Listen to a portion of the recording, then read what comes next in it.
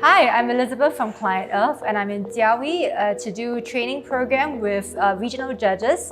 And our program is titled Asia Pacific Judicial Training on Environment and Climate Law Adjudication, Judges in a Triple Planetary Crisis World. We are working with the Mahkamah Agung, the Indonesian Supreme Court, the Indonesian Center for Environmental Law, and the United Nations Environment Program on this training.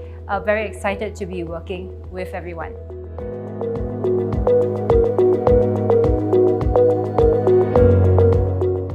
Well, the purpose of organizing the training sessions is to ensure that judges in the Asia Pacific region are empowered to be able to decide cases which come to them on environment and climate matters.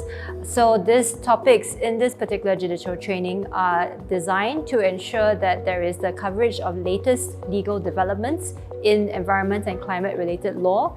It runs the spectrum from international environmental law and biodiversity principles, climate change, climate justice and human rights, issues of the interface between corporate law and climate change, climate science and the way that judges treat climate science in their cases and in the assessment of climate science related evidence, and also case management principles which are applicable for environmental cases, and finally, judicial remedies.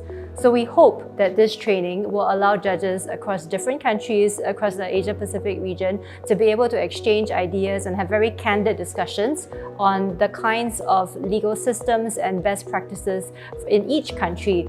And this, I think, would be a success if we're able to have a free flow of information and a free flow of idea exchange between judges of different countries.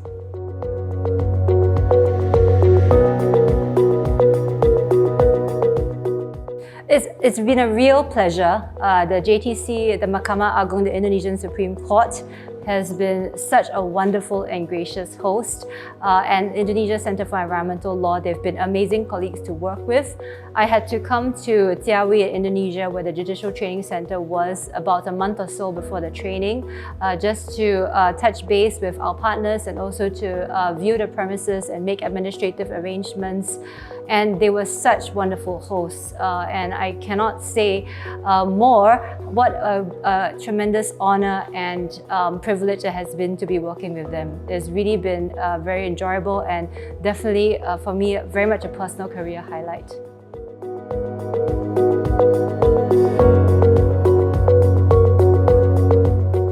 So I think the training will be a success if a participant in the training thinks this is really fun and enjoyable. This process of learning in the training, where I've managed to speak to other judges from around the region, I've heard from very distinguished speaker judges, and I've learned a lot. That would be a measure of success.